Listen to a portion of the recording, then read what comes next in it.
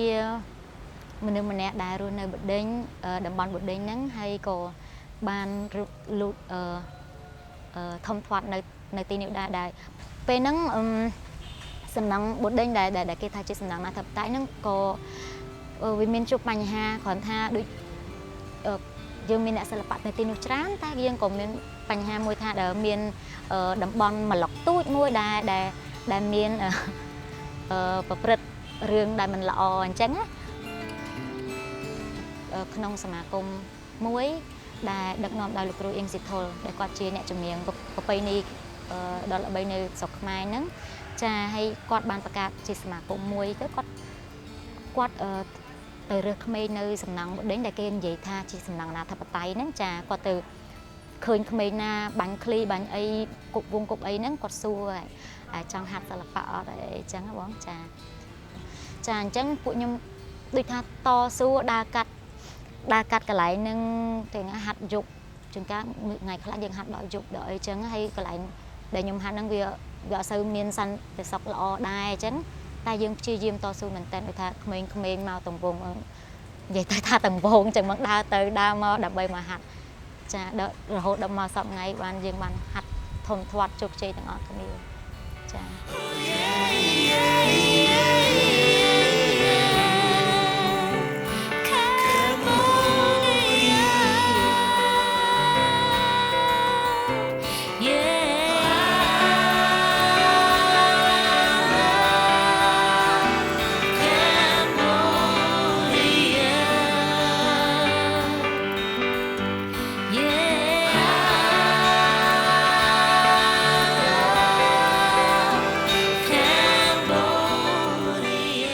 Many of the Krom songs touch on very pressing social issues that are here in Southeast Asia and also worldwide.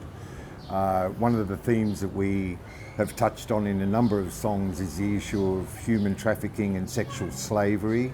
There are a lot of people aren't aware that human trafficking is at its highest point ever in the history of humanity, and that's a fucking tragedy. You know, that's something that we hope to raise awareness about. Traffic, people traffic, and human trafficking, where money and sex are king, and human trafficking, where money and sex are king. Yeah, welcome to our daughters. We breed them on our farms. The lyrics of Krom are very important because if you listen closely, what you're hearing is a voice of people who are powerless, who are subject basically to repression of one sort or another. They're not free people. These are people who have all kinds of entanglements, which poverty, lack of opportunity, injustice, and unfairness have defined their world.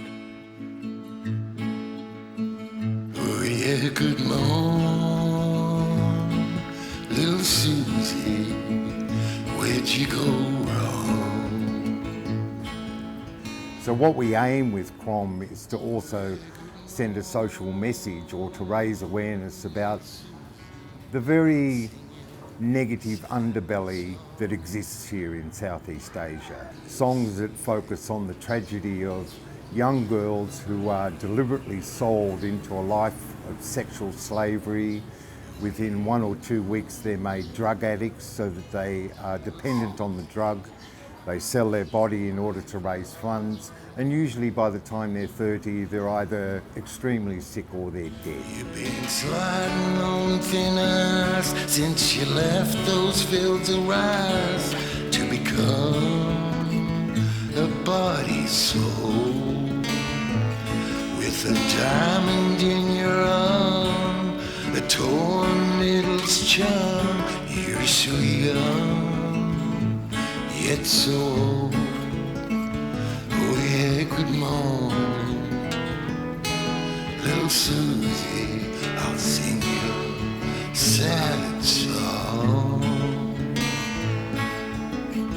Oh yeah, good morning, little Susie, you won't live long.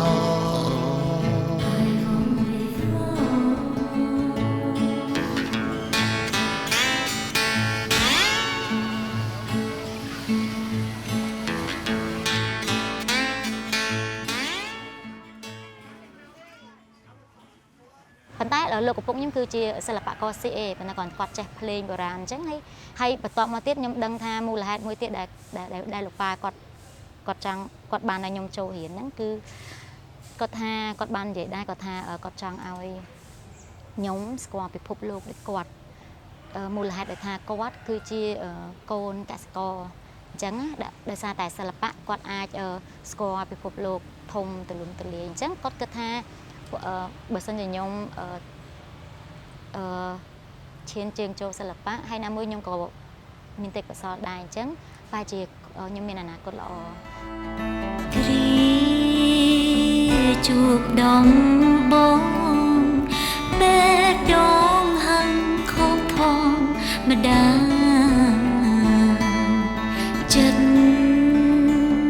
đàm pra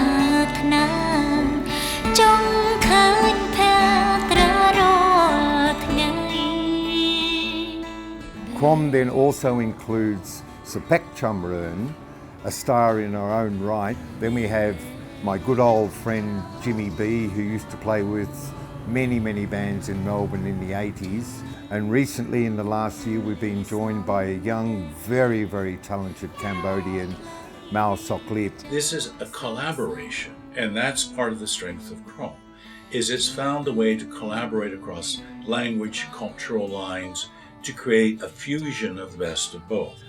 I've often watched foreigners come into Cambodia and work with Cambodians, but what actually happens is the foreigner will impose their musical ideas on the Cambodian, who will then follow those ideas through out of respect, and that's cultural, that's the way it works.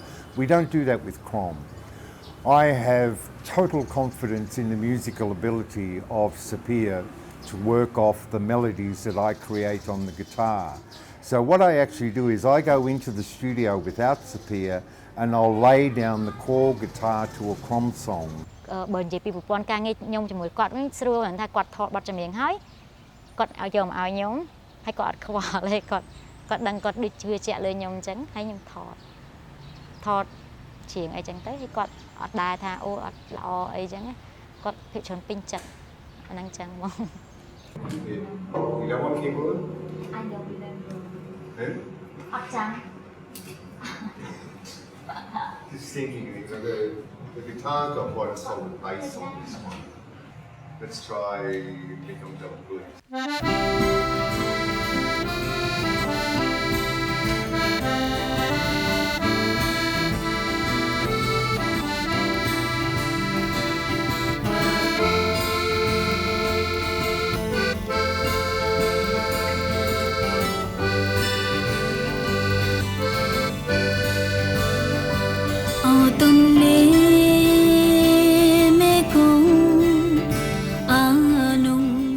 So when you hear SOPHEA sing, even when she's singing the song in Khmer, you still see that she's retaining elements of the Western blues in terms of what she is now singing in the Khmer language. Just as when she's singing English, there's going to be the whole substratum of elements that she brings from her Khmer background, from being raised in one of the massive slums in Phnom Penh. She's someone who stepped outside of that world. But you know what? She never turned the back on the world that she stepped out of.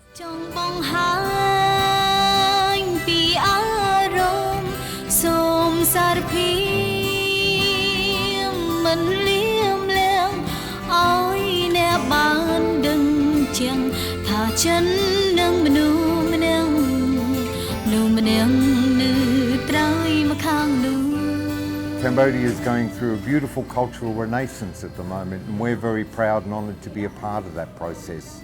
So our songs not only show the negative side of life, but also the positive side of life. Cambodia is a great example where SOPHEA simply sings about the beautiful landscape, Angkor Wat, the temples, and the beauty of life in Cambodia and the potential that Cambodia has as it recovers from a very tragic past. យើងនិយាយអីដែលជាការពិតតែប៉ុណ្ណោះ Oh, mama blue.